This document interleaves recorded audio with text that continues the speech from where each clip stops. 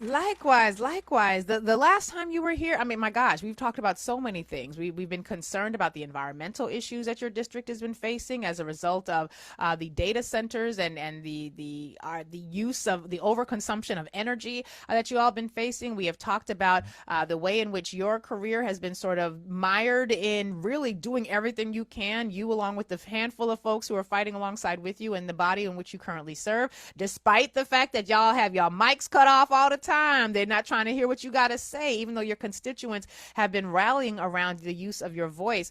Talk to us today about the current state of affairs for your constituents and what drove this decision to decide to run for Congress. Yeah, one again, thank you so much for having me. Look, we are under military occupation in Memphis, just like it's happening in DC, just like it's been threatened in Chicago, what we saw in Los Angeles. We have over 700 federal agents in our community, in our district, that are supposed to be tackling crime.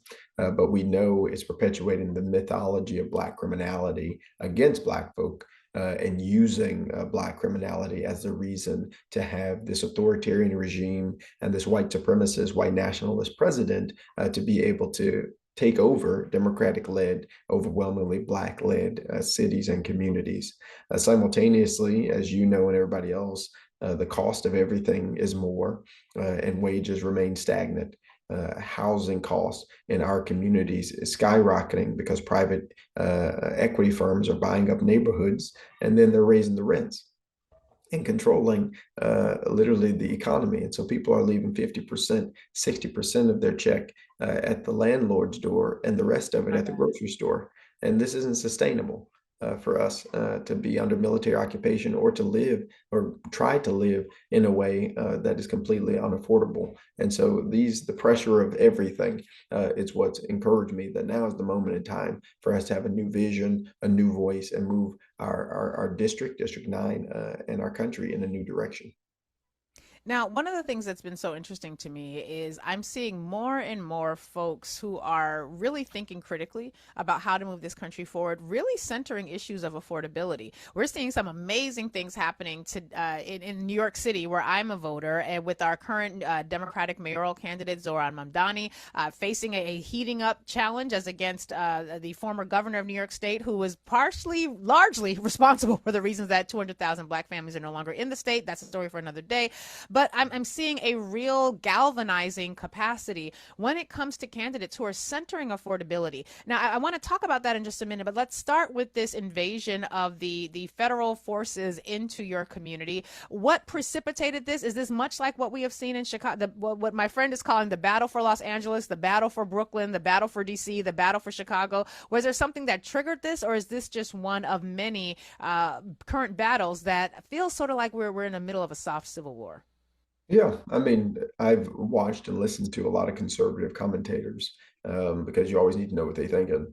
And they call this a bloodless civil war, is what's being waged by this administration, being waged by the radical or right extremists who are in positions of power. And we do need to wake up and be honest about what we are seeing with our own eyes. And this isn't normal. And we don't want to normalize Right. military occupation. We don't want to normalize the fact that our mayor or our chief of police don't know exactly what these federal agents are doing. And they don't I'm know sorry, when they're what? going to leave.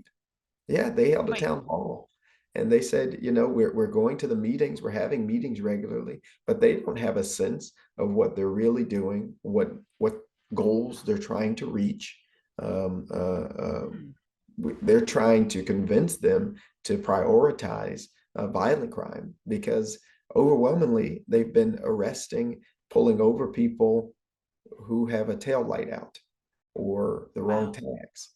That's not those people trying to go to work, right? Those Right. aren't who they said they're trying to actually deal with as it relates to violent crime, while simultaneously refusing to put the necessary investments into the community that actually would reduce crime, refusing to support legislation that would get guns off of the streets. They don't want to do the real work that deals with the root causes of the problem, but instead are doing this brutal show of force, costing nearly $1 million a day by some estimates. That if you had just given us the check, we could have ended poverty for thousands of Hmm. people. right here in our community, which would have then had the precipitous effect of ending a lot of the crime that we see that's born out Right. of necessity. Right. So the fact that you are in a Republican-led state that Mhm. has thrown a little a wrench into some of the analysis that we're seeing a bit, because folks were of the opinion that they were only going to be sending troops into Democratic-led states with Democratic-led cities. But you are in a Democratic-led city inside a red state, if I understand correctly. And so, has there been any explanation as to what's so different about Tennessee? Usually, it's a Governor Hochul with a New York City Mayor Adams. It's a Governor Pritzker with the Chicago Mayor Brandon Johnson, who's mayoring right now. It's Gavin As Newsom with American Karen mayor. Bass. He is America's mayor. That man is mayoring. But talk to us about what's happening in Tennessee that makes this make sense in light of the fact that it seems to divert a little bit from the pattern that the administration has followed thus far. Yeah, the reason it diverts from that pattern is because they started to lose in the courts. And Los Angeles, they went to court and it was illegal, the occupation there. They're losing even in what they're trying to do in Chicago, right? They're losing in the courts because the governors and the mayors are suing. Here, our city mayor, our county mayor has not yet sued to stop Mm. the federal occupation of our communities and haven't threatened to do that even, despite the fact that what we're seeing is obviously anti-constitutional and in many regards unconstitutional. But what's different between what was tried in Los Angeles and what was done in Los Angeles, rather, was the federal government nationalizing the National Guard, federalizing the National Guard. Whereas here, the governor can do that. It's a Republican-led state. They're all bowing down to Trump because they view him as a king. They're bowing down to him, kissing the ring, doing whatever he says without any thought to the consequences of it to our constitutional democracy. And so they're doing things like sending in the National Guard with no rebellion or invasion, Mm. completely against Mhm. Article 3, Section 5 of our Constitution, but they're doing it anyway. And what we should be worried about is in Republican led states where there are Black led cities and majority Democratic cities, this is a testing ground to see what they can get away with for the next election. And so recognize Atlanta is a Whew. Black led city That's in right. a red state with a Republican governor. And this past time, right, when they chose two US senators that swung the course of history, they don't want that to happen again. And we see them doing this with the maps. You can imagine National Yep. Guard troops being pushed in front of polling stations in order to ask people, are you sure you want to do that? To Right. dilute and reduce the amount of voter participation. That's where we're going. That's the direction Yeah. that we're heading in right now. Yeah. And it should terrify everybody. It really should, and we know that one of the cases that's dealing with that redistricting, Calais case is going up, I believe tomorrow. Janae Nelson from LDF is going to be arguing that case. We're sending her prayers. But you noted that your mayor has not yet decided to sue, and this is not the first time that I've had some curious questions about the nature of your mayor's Democratic bona fides. But I want to put that to the side for now because I really want to center more on what you are doing about this. You mentioned all of the elements of concern when it comes to affordability, when it comes to the exponentially growing wealth gap, the fact that right now the government is shut down because Democrats are refusing to allow the Republicans to give tax breaks to billionaires that are balanced on the backs of Americans having access to health care. We already have premium notices that are going out that are going up. The Affordable Care Act open exchange is about to open up in a couple of weeks. We have seen everything from grocery store price beef. I ain't bought a steak in a minute. I like a good steak, little something for me and my husband. Shit is expensive, and so we're making other decisions. And I'm imagining we get the luxury of deciding that there are some people who you're not going to eat tonight because of their inability to afford to put food on the table because, as you said, 60% of their paycheck is being left with the landlord, the other 40% at the supermarket. Talk to us about why you are motivated now to run for Congress and how affordability seems like it's going to be a central aspect of your campaign. Absolutely. I mean, affordability is going to be a central aspect of the campaign because poverty has always been a persisting problem in our community. I mean, right now, 1 out of 3 children live underneath the poverty line. 1 out of 5 adults live underneath the poverty line in District 9. We're one of the poorest districts in the state. And we get the least amount of resources from the federal government to deal with and to tackle poverty, to deal with and to tackle gun violence programs, gun violence problems with the lack of funding for gun violence programs. We know that there is some intrinsic problems that have been created by a status quo that has not prioritized people. And so instead, millions go to institutions. I saw yesterday 50 million from the federal government went to our airport, and that's good and important. I fly. It's good to have a good airport, but it would have been better for 50 million to go to poverty eradication. We have to be honest that too much of the resources that are being given into communities like ours has been for wants and for people of privilege, but have not been to address the systemic core needs of the majority of folks. And that's why our perspective is, if you live from the bottom, everybody rises. We have to center the poor. We have to center the conversation about poverty. We have to center economic justice and opportunity. People aren't saying that they want handouts. They want a hand up. They want access to a good job. They want access to good educational opportunities and information and technology to be able to be competitive. But we're not being given that. We have folks who are still working 50, 60, 70 hours a week, struggling Right. because wages haven't gone up, because the minimum wage hasn't increased in 20 years. And that's something that I'm going to be one of the first things that I advocate for. We have to increase the minimum wage immediately, not next year, not years after that, immediately, because the wealth gap that has been created for people to be able to make hundreds of billions of dollars has come at the extraction of wealth. From lower income folks, middle class folk. Right now, CEOs make over 250 times the median employee, not the lowest employee, the median employee. That's nonsensical. And there's no way we're going to be able to continue to have a functioning country and a functioning democracy when certain people can buy presidencies and also can continue to destroy communities by keeping them in poverty traps. Too much has stayed the same for too long. We can't keep going in this direction. Yeah. Would you be open to tying the increase to minimum wage that you're advocating for to an index, say maybe the cost of living, so that Absolutely. the minimum wage is able to rise as does the cost of living? Absolutely. MIT has a living wage calculator, which you Mm-hmm. know, everyone should check it out. And you can see for your particular community what is what should the minimum wage should be, what's a thriving wage, what's a life-sustaining wage, and they sort of break it down.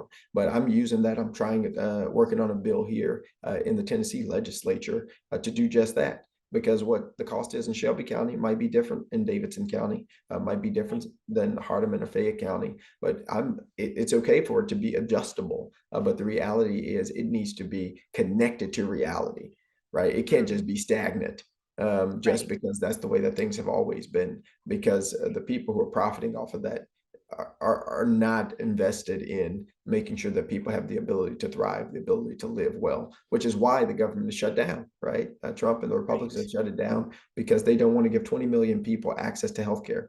They rather see their premiums go up, see more people hospitalized, sicker, using the emergency room as their primary care, and then having medical debt. Tennessee has one of the highest levels of medical debt in the entire nation. That's Wow. what they want.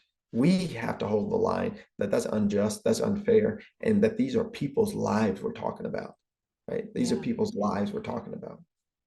I was really glad to see that it also looks as though you support Medicare for all. You have a policy and position on environmental and climate justice and fighting for equal economic opportunity. It feels like this is a very robust program. When you talk about the size of the district that you currently represent, what would be the increase in the district that you will be representing as congressional representative? And is there a lot of overlap and similarity between the demographics of those two districts? It is. The district I represent now, District 86 in the Tennessee House of Representatives, is the microcosm of the larger and broader district. It's I'm over so sorry. I 75. said you were representing District 9. It's District Speak 86 you it. No, currently represent. You are going absolutely. to be representing District 9 in Absolutely. the But speak Congress. it as though it Okay. were. You got to speak it Because it into is. existence. And Hey. do. And our entire District 86 is encompassed in District 9 as well. I represent over 70,000 people now, have the fortune and privilege to represent over 700,000 in the US Congress. But it's the same demographics, majority Black, African American, working class, overwhelmingly. There are pockets of privilege and wealth in Harbor Town, downtown that I represent. And then I have places that are much more rural in Woodstock, in the Millington area, and also obviously down here where I live in Westwood is a Black working class community. It's the microcosm of the broader district, but the issues remain the same. People Yeah. don't have enough to make ends meet. I have a lot of people who are on Social Security, right? And so when the price of medicine goes up, it really is a decision about Right. whether or not they're going to have as much for groceries, right? And so we have a lot of seniors who are food insecure. And we have a real problem where people who should be on SNAP, which we know is being cut, are not even applying for it. Wow. So because of the shame and all these other things. And so Right. there's so much more we're supposed to be getting that we're not. I've got 52,000 veterans who live in our district, in District 9, and they're getting $600 million less than they're supposed to. Wow. That is $600 absolutely million. insane, especially for a nation that's supposed to value its veterans and has no problem sacrificing their bodies That's to right. accomplish its goals. We had mentioned earlier the case Louisiana versus Calais, and this is a case that's going to be exploring redistricting again out of the state of Louisiana. If this case goes the wrong way and essentially is able to gut the Section 2 provisions of the Voting Rights Act, which remain, it will also, according to predictions, have the impact of possibly eliminating 19 black seats in terms of seats currently held by congressional representatives from the African American community. I heard something like over 40%, over 40 seats in other minority serving districts would be eradicated. This district that you would be representing, District 9, I'm sorry, is that the right one? I just That's even right. just changed something. Okay, District 9. Is this a district that would also be impacted by potential mid-cycle redistricting because it's currently not held by someone from the global majority? What would that look like? Because when you're successful in this effort, you would essentially be adding to the members of the Congressional Black Caucus at a time where, frankly, there's a lot of fears that those numbers may dwindle. We only have like a minute left. Sorry to give you, all this question in just a little bit of time, but I have a feeling you got an answer. Yeah, look, all this redistricting has been connected to the dilution of Black power and Black political power at a time where a Correct. white lash is happening in our country to take our voices away. This district could be impacted by that at the state legislature, and I'll be there in January to see what happens. But I'm going to fight for our district to have representation that is representative of its people, but also defend democracy because what they are doing is unconstitutional and it's illegal. Mm. How can people help? Where can we go to support you financially? Where can volunteers sign up? Give us the deets.